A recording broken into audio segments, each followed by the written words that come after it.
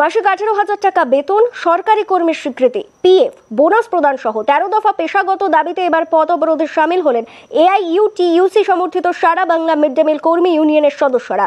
বুধবার ওই সংগঠনের সদস্যরা সারেঙ্গার পিরলগাড়ি মোড়ে বিক্ষোভ মিছিলের পাশাপাশি বাঁকুড়া ঝাড়গ্রাম রাজ্য সড়কের ওপর ওই জায়গাতেই পথ অবরোধ করেন। এদিনের এই অবরোধে সাময়িকভাবে যান চলাচল ব্যাহত হয়। ওই সংগঠনের তরফে বলা হয়েছে, মাসিক 1500 টাকা ভাতায় তারা কাজ করেন, কিন্তু প্রতিনিয়ত যেভাবে নিত্য প্রয়োজনীয় দ্রব্যের দাম বাড়ছে তাতে ওই সামান্য টাকায় সংসার চালানো অসম্ভব হয়ে পড়েছে।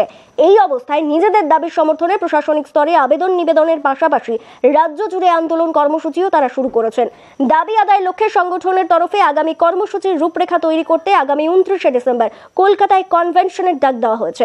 এমনকি দাবি পূরণ না হলে আগামী দিনে বৃহত্তর আন্দোলনের পাশাপাশি কর্মবিরতির পথেও তারা যাবেন বলে হুঁশিয়ারি দেন। সারা বাংলা মিড ডে মিল কর্মী ইউনিয়নের পক্ষ থেকে আমাদের সারা পশ্চিমবাংলায় মিড ডে মিল সংগঠন গড়ে তোলা হয়েছে 2013 সাল থেকে। মিড ডে মিল কর্মী ইউনিয়ন যে 13 সাল থেকে গঠিত হয়েছে তার জন্মলগ্ন থেকেই ধারাবাহিকভাবে আমাদের আন্দোলন চলছে। কোথাও ব্লক অবরোধ, কোথাও SI office deputation, SDO deputation, BDO, DM সর্বত্র চলছে স্তরে স্তরে।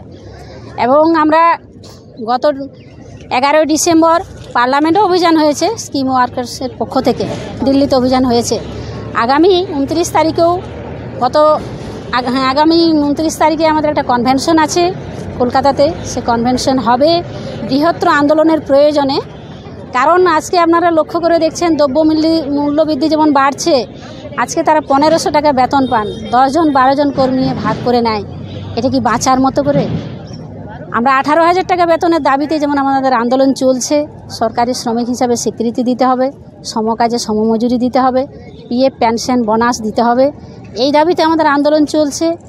এবং সরকারি যে সার্কুলার আছে যে নতুনদের যেমন নিয়োগ করা যাবে না, পুরনোদের বহিষ্কার করা যাবে না, এটা রক্ষা করতে হবে। আন্দোলনে আমরা এখানে পি মোড়ে আমাদের পরিক্রমা হয়, তারপরে আমরা অবরোধ করি এখানে।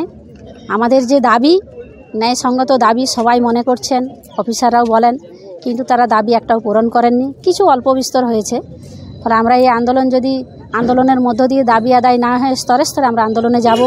আগামী দিনে বৃহত্তর আন্দোলন হবে। আগামী 10ই জানুয়ারি আমরা কর্মবিরতিতে যাচ্ছি একদিনের।